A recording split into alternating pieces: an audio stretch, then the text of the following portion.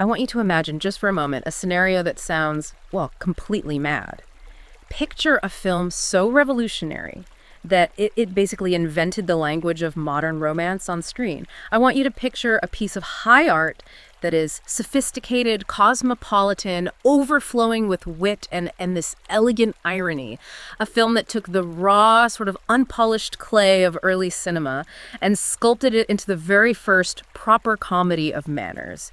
We are talking about the absolute genesis of the genre. Oh, give it a rest, will you? Making it sound like the second comedy. It's not the invention of the wheel, mate. It's a 100-year-old silent film that's dodgy in places, and let's be honest, mostly obscure for a very, very good reason. Obscure. It is a misunderstood masterpiece. It is the cornerstone of high art in Northern Europe. It's absolute rubbish, is what it is. You're calling it revolutionary, but I'm looking at the reality here. It's a dusty relic from 1920, where people in fancy costumes walk into rooms, strike a pose, and then look at each other for 2 hours. That is such a cynical, reductivist way to view history. You are completely ignoring the massive influence this work had. We were talking about the film that paved the way for Ernst Lubitsch, for Jean Renoir. Cinema, the magic vehicle, a comprehensive guide. Journey 1, 1913 to 1950. If this film didn't exist, the rules of the game wouldn't exist. Right, but has anyone listening, actually, have you sat down and watched it without checking your phone? Because here's the paradox, isn't it?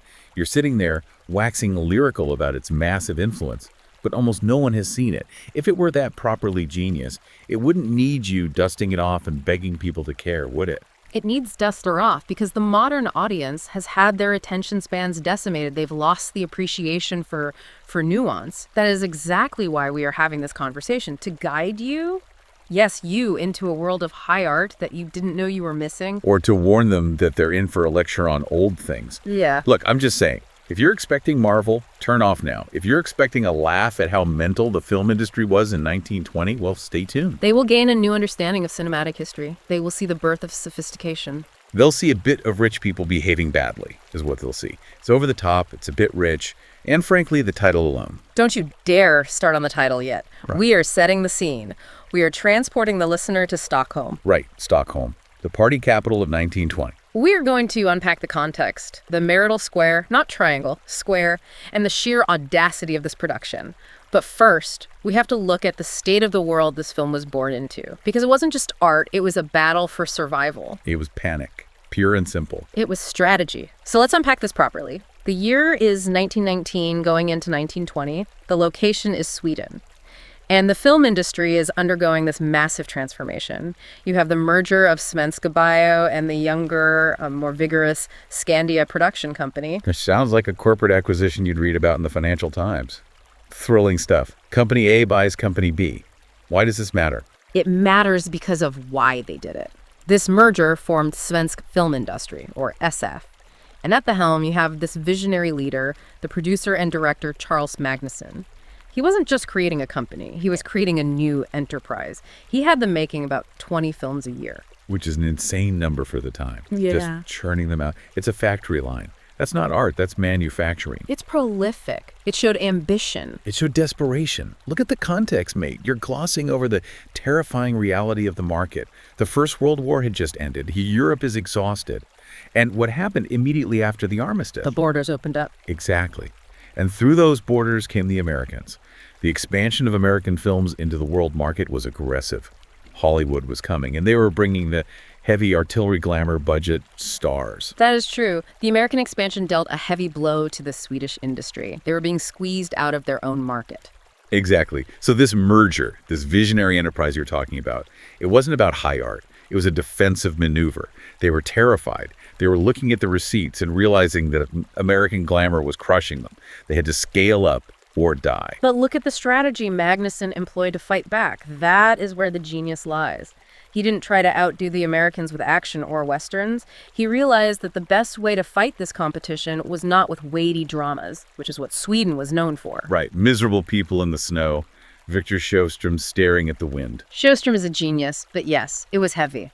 Magnusson realized they couldn't just do that anymore. But he also knew they couldn't just do flashy experiments. I mean, look at what else was coming out. You had Benjamin Christensen's Häxan in 1921. Now, that is a film. a semi-documentary reconstruction of the history of black magic. Witches, devils, mass hysteria. That sounds properly entertaining. I'd watch that over a dinner party any day. That is how you compete with Hollywood. You get weirder than them. But that was a massive risk. It was an expensive experiment. Magnuson realized that to win back the lost audiences, the broad audiences, they needed something else. They needed light comedies. They need to sell out. It wasn't selling out. It was pivoting to sophistication. He wanted to create pictures that were lavish. He commissioned a screen adaptation of a Hungarian vaudeville production. Hungarian vaudeville. It sounds like a bad Eurovision entry. It was the play A Kikroka by Ferenc Herzog, and the goal was to create something that felt international, something that could stand toe-to-toe with the American imports. So instead of weighty dramas about the human soul or cool movies about witches, they decided, let's make a film about rich people having affairs. A marital square, if you please. Which sounds rather dull compared to a witch trial, doesn't it? It sounds elegant. A marital triangle is suitable for somber drama, yes. But a marital square, that cannot be treated other than lightly. It requires wit. It requires a delicate touch. It requires a lot of people walking in and out of doors and misunderstanding each other. You are hopeless. But fine, let's drop the veil. Let's tell them what this masterpiece is called. Go on then, say it. I've been waiting for this. The film is Eroticon, directed by Moritz Stiller, released in 1920. Eroticon. You can't be serious. It sounds like something you'd find at a dodgy video shop in Soho in the 80s. Have you seen Eroticon? No. Mate, I keep it under the mattress. It comes from the Greek word for love. It implies sensuality, not a filth. It connects to the classical concept of eros. It sounds a bit dodgy, you have to admit. For a comedy of manners, giving it a title like that, it's basically clickbait, isn't it? 1920s clickbait. They slapped a racy title on it to get people into the seats because they were terrified of the Americans. It was provocative, and it signaled to the audience that this wasn't going to be a story about peasants starving in the winter. This was going to be about desire. And money. Loads of money. The production values were absolutely sublime. This is where the budget went. Stiller didn't just want to make a comedy, he wanted to make a spectacle. The sets. Oh, the sets. They were described as lavish, splendid. He was bringing true cosmopolitanism to Swedish cinema. Hold on a second. Cosmopolitanism. Let's look at the reality here. You've got the critics of 1921 people who were actually there, living in Stockholm, and what do they say? They argued that no academic in Sweden could possibly afford an apartment like that. It was heightened reality. It was complete fantasy. The main character is a professor of entomology. He studies bugs. In what universe does a bug professor live in a palace with giant chandeliers and velvet drapes? It's a shambles of realism. It is not a documentary about academic salaries. You are missing the entire point of the genre. It is an elegant comedy. It's meant to be zany. The audience in 1920 had just come out of a world war and the Spanish flu. They didn't want to see a cramped flat. They wanted to see the high life. Zany. That's a convenient word for lying about the economy. Stiller was accused of cosmopolitanism as if it were a crime, but he was creating an escape. The critics said it was complete fantasy, yes, but they missed the point. Did they? Or did they spot that it was just an empty piece of entertainment? Look at the pretty dresses. Ignore that the plot makes no sense. It was accused of being shallow, and looking at the description, I reckon they were spot on. It is not empty. It is a zany, sophisticated, and elegant comedy of manners. Just because you keep saying elegant doesn't make it true. It's a soap opera with better furniture. Well, let's look at the soap opera then. Let's talk about the story. The Marital Square. Oh God, the square. It's a shambles. It is a geometric dance of irony. So we have the four main characters. First, Professor Leo Charpentier, The Bugman, the absent-minded professor of entomology. who apparently makes a fortune looking at beetles. It's mental. He prefers insects to his wife. That's the setup. I'd rather look at this cockroach than talk to you, Dark. It establishes his character. He is detached. He lives in the world of science, viewing the world through a lens, while his wife, Irene. Irene. The bored and flirtatious wife. She has high social ambitions. She is trapped in a marriage where she is second fiddle to a collection of butterflies. She's high maintenance is what she is. She's bored, so she flirts with everyone. She's the classic neglected wife trope, but with more fur coats. She is complex. And then we have Preben Wells. The sculptor. Of course it's a sculptor. Couldn't be a plumber, could it? It has to be an artist with angst. Preben is in love with Irene, and the feeling is mutual. But he's a jealous piece of work, isn't he? He's not a romantic hero. He's a stalker with a chisel. He's passionate. And then, just to make it a proper mess, we have Martha, the niece. The professor's niece. She wants her uncle to devote more attention to herself and less to his insects and his spouse. Which is a bit dodgy, isn't it? I mean, she's the niece, and she's trying to edge out the wife. It's weird. It wasn't uncommon in literature of the time. It's a classic setup. It's weird, mate. It's just weird. So you've got the bug man, the high-maintenance wife, the jealous sculptor, and the scheming niece. A roll call of dysfunction, I'd call it. And don't forget Baron Felix. The suspected rival. Yeah. The man who isn't even really doing anything, but everyone thinks he is. Precisely. And this leads to the plot dynamics, which are fueled by sexual innuendos and constant misunderstandings. It is a comedy of errors, a dance. It's a farce. Listen to this plot point. You simply cannot defend this. The jealous sculptor, Preben, believes he has a rival in Baron Felix. He thinks the Baron is also sleeping with Irene. So what does he do? Does he talk to Irene? No. Does he talk to the Baron? No. He tries to make the professor, the husband, challenge the Baron to a duel. He is trying to defend the honor of the woman he loves through the agency of her husband. It is ironic. It's a perfect satirical jab at social norms. Are you joking? Excuse me, Professor. I'm sleeping with your wife, but I think that bloke might be sleeping with her too, so could you go and shoot him for me? It's mental. It's absolute madness. It highlights the absurdity of social conventions. Stiller is mocking the concept of honor and dueling. It highlights that the sculptor is a lunatic. And it's unsuccessful, obviously, because the professor's too busy looking at bugs to care about shooting barons. Which brings us to the resolution, the solution. The solution. This is the bit that really got me. I actually laughed out loud reading this, not because it's funny, but because it's so cynical. It is modern. They decide that divorce is the better solution. Groundbreaking. It was for 1920, but look at the swap. The sculptor marries Irene. Love wins. Does it? The sculptor gets the high-maintenance wife. Good luck to him. But what about the professor? This is the kicker. The professor is consoled by his attractive niece. Consoled. Yeah, right. But here's the spot-on observation from the source material. The niece is described as an enthusiastic cook with expensive tastes. A delightful combination. A bankrupting combination. The source explicitly says she is going to cost him a lot of money. So the professor isn't better off. He's just swapped a bored wife for an expensive cook who's also his niece.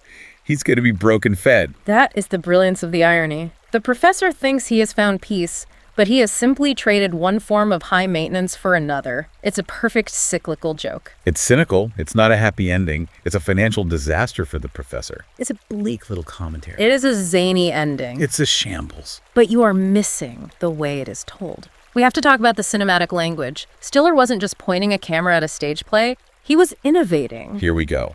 The genius technique. It is genius. Take the opera scene. There is a play within a play. A classic trope. Shakespeare did it. Hardly revolutionary. But Stiller uses the events on the stage as an oblique comment on the actions of the real-life characters in the audience. The drama on stage mirrors the drama in the box seats. It creates a multi-layered reality. It's a dialogue between art and life. It's a bit on the nose, isn't it? Look, they are acting out betrayal on stage, and we are doing betrayal in the audience. Subtlety wasn't Stiller's strong suit, was it? It was incredibly sophisticated for 1920. And then there is the metaphor of the entomology. You were mocking the bugs earlier, but you missed the symbol. Oh, the bugs again. Go on, tell me how the cockroaches are actually a metaphor for the soul. Think about it. The professor uses a magnifying glass to study his insects. He observes them coldly, scientifically. Because they are small. That's how science works. You need to see them. No. It is a visual metaphor. Just as the professor studies bugs under a glass, Stiller, the director, is studying these humans under the cinematic lens. He is placing them under the microscope. We, the audience, or the entomologists, observing this marital square scurrying around like ants. That is a massive stretch, mate. You're reading way too much into a prop. It's a magnifying glass because he's an old man looking at beetles. Not everything is deep. That is the difference between us. You see a prop, I see a symbol. This detached observation is what defines the film. It's not emotional, it's analytical. I see what's on the screen. And you know what else is on the screen? Or rather, what's in the book about the screen? The flaws. Every masterpiece has quirks. Quirks. Let me quote the source text directly here. Cinema, the magic vehicle, which you seem to treat as a holy Bible, says the film suffers from rather long-winded dialogues and insufficient characterization. Even the book says it drags. Hear me out. long-winded dialogues in a silent film. Do you know how boring you have to be called long-winded when you aren't even speaking? It means endless title cards. You're reading a novel, not watching a film. You are cherry-picking. The source also says these flaws are well compensated by the energetic narrative and fine humor. Well compensated is critic code for, it was boring, but I chuckled twice. It's polite speak for a slog. It says fine humor. It says Stiller handles the story very well. It compares his skill to René Clair's The Italian Straw Hat. Yeah. That is high praise. René Clair is fine, but admitting the characterization is insufficient proves my point. These aren't real people. They are cardboard cutouts in expensive clothes. The bored wife, the jealous artist, the absent-minded professor, they are cliches. They are archetypes. That is how Comedy of Manners works. And clearly it worked because the expectations of Magnuson, the boss of the studio, were fulfilled. Eroticon was a success. It made money. That doesn't make it art. Transformers made money. It saved the studio, it validated the strategy, and its legacy. Well, this is where I play my trump card. You cannot argue with this. Go on then, drop the big name. I know you're dying to. Jean Renoir. Of course. Jean Renoir, one of the greatest directors of all time, considered Eroticon the origin, the absolute source of the trend that led to the intelligent American comedies of Ernst Lubitsch. The Lubitsch touch. Yes. Lady Windermere's fan and all that. Yes. And eventually to Renoir's own masterpiece, The Rules of the Game. Which is a savage film. I will give you that. A proper masterpiece. Renoir saw Eroticon and saw the blueprint for analyzing society. He saw that you could look at the rich and powerful and laugh at them. I'll give you Renoir. He's a heavy hitter. But just because something is an origin doesn't mean it holds up today. The Model T Ford is the origin of the Ferrari, but I wouldn't want to drive one on the M25. It's a museum piece. But The Rules of the Game is a savagely ironic portrayal of a society running out of control, and Eroticon is the seed of that. But is it? The source says Eroticon treats the characters with irony, but without a trace of social criticism. See, that's the difference. Rules of the Game has bite. It attacks the social structure. It shows the rot underneath. Eroticon just washes it. It's without a trace of social criticism. It's just rich people playing musical chairs with their marriages. It's toothless. I disagree. The lack of overt criticism is the criticism. By presenting this absurdity without comment, Stiller is inviting us to judge them. He's holding up a mirror. Or he was just too scared to offend the rich people buying the tickets. It was a commercial product, remember? Magnuson wanted money. You don't get money by insulting the audience. You are impossible. You refuse to see the artistry. I'm realistic. And let's look at what happened to Stiller after this.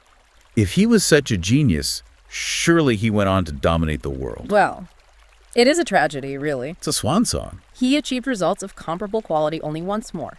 In Gustav Berling's Saga in 1924. Based on Selma Lagerlöf. Heavy stuff again. Back to the snow. And that film gave us Greta Garbo. She had her first important part there. That's his legacy, too. True. Stiller gave us Garbo. I'll give him credit for that. But after that, it was the end. The source calls it the swan song, not only of Stiller, but also of that entire period of Swedish cinema. It breaks my heart. The renewal didn't come for another quarter of a century. So basically, they had this brief moment of cosmopolitan comedy, panic-induced pivoting, and then nothing for 25 years.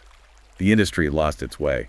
Or perhaps the industry was simply overwhelmed by the global tides. It's not one film's fault. Or maybe, just maybe, pivoting to light comedies to chase the American dollar killed the artistic soul of the period. They stopped making weighty dramas and flashy experiments like Hexen, which were actually interesting, and started making fluff like Eroticon, and then the industry died. Coincidence. That is a harsh interpretation. Eroticon saved the studio in 1920. It kept the lights on. For a few years. Oh. And then the lights went out. No, Eroticon remains a beacon. It is a lavish screen adaptation.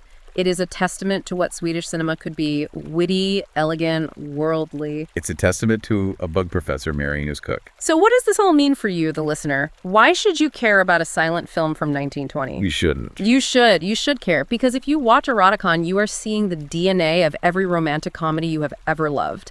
You are seeing the moment cinema realized it could be sophisticated.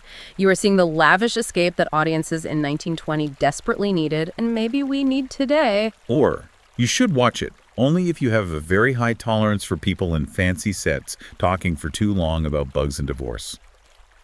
If you want to see where cinema went wrong, where it chose style over substance, this is Exhibit A. I implore you to watch it. Look for the play within a play. Look for the irony. Look for the exit. But I want to leave you with a final thought, a provocation.